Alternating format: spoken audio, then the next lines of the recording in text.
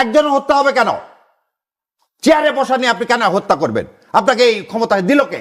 Local YONO সাহেব অনুষ্ঠান আয়োজন করলেন, সেই অনুষ্ঠানে যে আমি সামনের সিটে আগে গেলাম, আমি বসে আছি, আমাকে তুলে দিতে হবে কেন?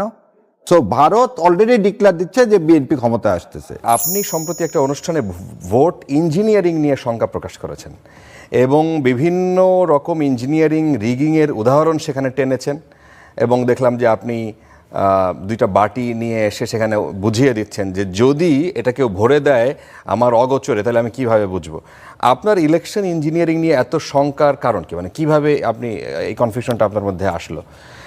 যদি এর সাথে যুক্ত করে রাখি, বিএনপির অনেকেই মনে করেন যে এই এখন প্রশাসনে যারা আছে, এখন পুলিশে যারা আছে, তারা অনেকেই জামায়াতের মনোভাবাপন্ন। শুনেন, ঠাকুর ঘরে কেড়ে আমি কলা খাইনি, ওই দিকে আর যাবো না। আপনাকে একটা গ্রাফ দেখাই, যদি পারেন জুম করে দেখান।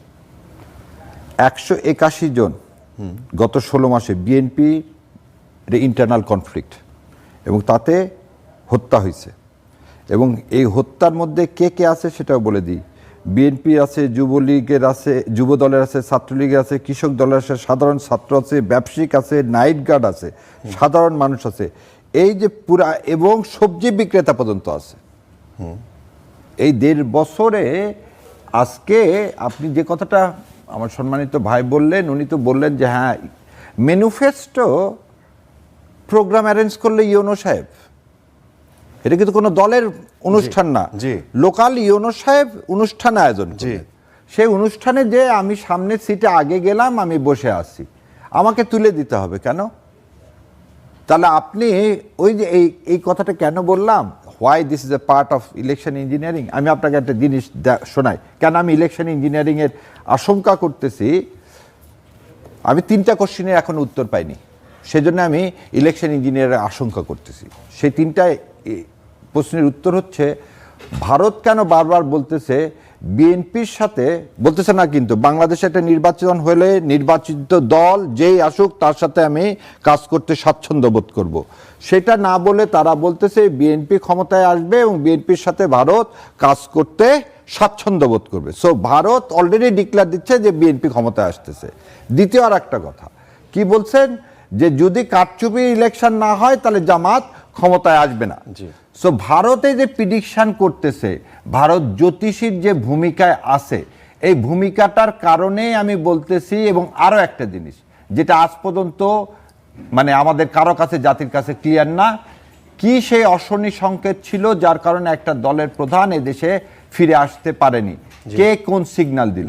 এবার আমি আপনাকে এই ভারতের এই কথাটার জন্য আমি এই বইটা দ্য কলিশন ইয়ার্স, এই কলিশন ইয়ার্সটা প্রণব মুখার্জির, এই প্রণব মুখার্জির পেজ নম্বর 114 থেকে আপনাকে একটু পড়ে শোনাই। ইন ফেব্রুয়ারি 2008, তার আগে দেশবাসীকে বলি, 2008-এর ডিসেম্বর মাসে হয়েছিল আমাদের ইলেকশন বাংলাদেশে, 2008 সালে হয়েছিল ইলেকশন। আর ফেব্রুয়ারি মাসে প্রণব মুখার্জি কি বলতেছে শোনেন। In February 2008, Bangladesh army chief Moeen Ahmed came to India on a 6-day visit. He called on me too. During the informal interaction, I impressed upon him the importance of releasing political prisoners. He was apprehensive about his dismissal by Sheikh Hasina after her release. But I took personal responsibility and assured the general of his survival after Hasina returned to power. অনেকে বলে যে আমি নাকি বই থেকে অল্প একটু পড়ি, বাকিটুকু পড়ি না, সেজন্য আপনাকে বই দিয়ে দিলাম। 2008 সালের ফেব্রুয়ারি মাসে প্রণব মুখার্জি বলতেছে মঈন আহমেদকে যে আপনার চাকরি যাবে না, চিন্তার কোনো কারণ নাই, শেখ হাসিনা ক্ষমতায় আসবে এবং আপনার চাকরিটা থেকে যাবে। 2008 সালের ফেব্রুয়ারিতে, 2008 সালের ডিসেম্বরে আমরা ইলেকশন করতে যাচ্ছি, ইলেকশন করব, উনি ফেব্রুয়ারি মাসে বলে দিল কিভাবে?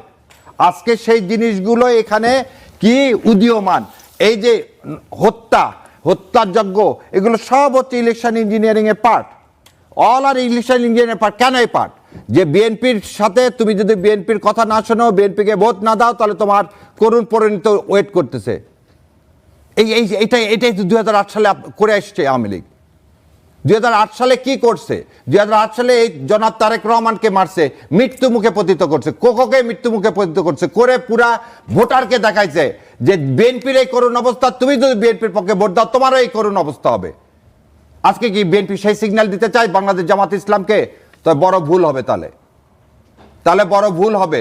2006 সালে মানে 111 থেকে যদি শিক্ষা না নিয়ে আর একটা 111 চিন্তা করে থাকেন, এবং এরকম আর যারা বলতেছেন একজন দুইজন না, প্রতিটা মানুষের প্রাণের মূল্য আছে। আপনি যে প্রাণ তৈরি করতে পারেন না, আপনি সেই প্রাণকে বলতে পারেন না মাত্র 3 জন হত্যা হয়েছে, 10 জন হত্যা হয়নি। আর সেজন্যই তো জুলাই বিপ্লব হয়েছে।